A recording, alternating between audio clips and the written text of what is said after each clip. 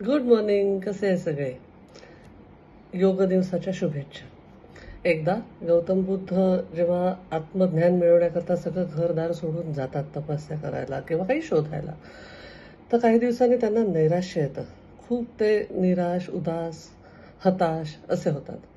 आणि त्यांना कळत नसतं की आपण काहीतरी शोधायला निघालेलो आहे, पण आपल्याला ते सापडत नाहीये, काही मार्ग मिळत नाहीये.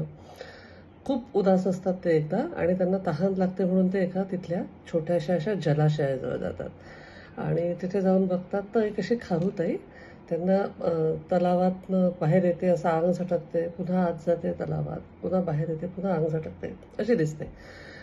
तर ते तिला विचारतात, तू काय करतेस? तर ती सांगते, माझं पिल्लू त्या तलावात बुडलंय आणि मला त्याला बाहेर काढता येत नाहीये. मग ते म्हणतात, तू काय करते? मी तलावाचं पाणी बाहेर काढते म्हणजे ते पिल्लू थोडंसं वरती.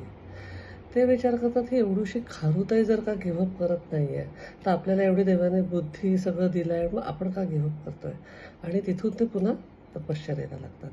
आजचा योग्य दिवस आहे. जे लोक म्हणतात हमसे ना होगा, हमसे एक्सरसाइज नहीं होगी, मेडिटेशन नहीं होगा, प्राणायाम नहीं होगा, टुडे इज द डे. चालू करा, गिव्हअप करू नका.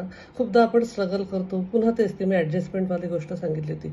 ॲडजस्ट करण्यात खूप वेळ घालवतो आणि डिसिजन घ्यायची वेळ आली की आपल्यात शक्तीच नसते. तर आपली शक्ती वाढवा, प्राणायाम करा, मेडिटेशन करा, योगा करा. योगाची आसनं ज्यांना शक्य नाहीत त्यांनी सोपी आसनं करा.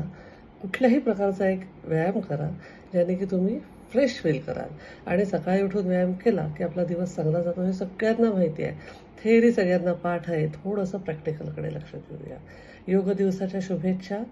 स्टार्ट करा आजपासून. I love you all. Stay bless.